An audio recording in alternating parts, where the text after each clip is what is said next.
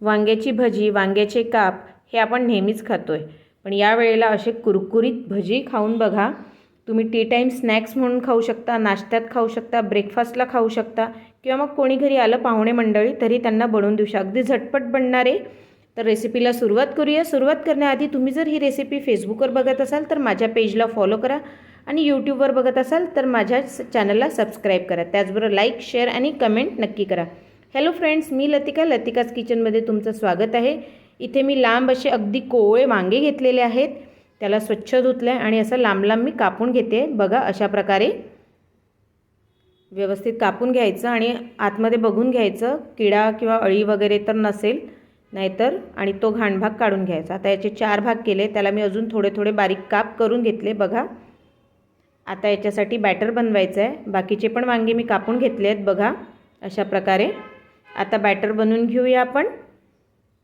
तर त्यासाठी एक मी वाटं घेतलेलं आहे. त्यात मी घातलेलं आहे 1 वाटी मैदा. 1 वाटी मैदा घेऊन घ्यायचा. अर्धा वाटी कॉर्नफ्लॉवर घेतलेला आहे. त्याचबरोबर इथे घेतलेले आहे अर्धा चमचा हळद, अर्धा चमचा तिखट. तिखट तुम्ही तुमच्या टेस्ट अकॉर्डिंग कमी जास्त करू शकता. त्याचबरोबर थोडासा गरम मसाला, अर्धा चमचा धनेपूड, कोथिंबीर आणि चवीपुरतं मीठ घालणार.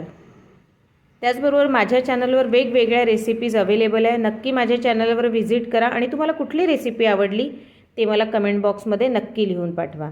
आता यात थोडं थोडं पाणी घालून आपण बॅटर भिजवून घेऊया. आपल्याला बॅटरची कन्सिस्टन्सी अशी हवी आहे की वांग्याला हे बॅटर व्यवस्थित कोट झालं पाहिजे, म्हणजे एकदम पातळ पण नको आणि एकदम घट्ट पण नको. तर अशा प्रकारे करून घ्यायचं आपण व्यवस्थित. बघा अशा प्रकारे करून घेतलेलं आहे मी.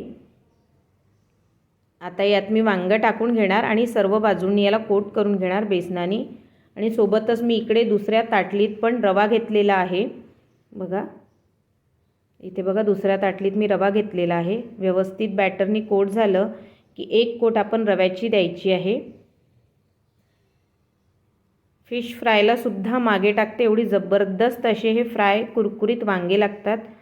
सगळ्या बाजूंनी व्यवस्थित सगळ्या कापांना लावून घ्यायचं आतपर्यंत आणि मग याला तेल इकडे मी तापायला ठेवलेलं आहे. तेल तापलेलं आहे, त्यात मी आता हे डीप फ्राय करून घेणार व्यवस्थित. एक एक करून करा, नाहीतर एका वेळी 2 टाकता येईल तर ते पण चालेल, पण मी इथे एक एकच करते आहे कारण की त्याची जी कोटिंग आहे ती निघायला नको. आणि तळताना गॅसची फ्लेम ही फास्टच ठेवा, म्हणजे व्यवस्थित कुरकुरीत तळल्या जाईल. बघा आलटून पलटून तळून घ्यायचं व्यवस्थित. आता तळून झालेलं आहेत. आता याला मी काढून घेते. अगदी जबरदस्त अशी होते. बाकीचे पण मी तळून घेते आहे सोबत. बघा खूप जबरदस्त झाली आहे. तर मग या वेळेला करून बघा, खाऊन बघा आणि मला नक्की कळवा. तर भेटूया पुढच्या रेसिपीत. तोपर्यंत बाय.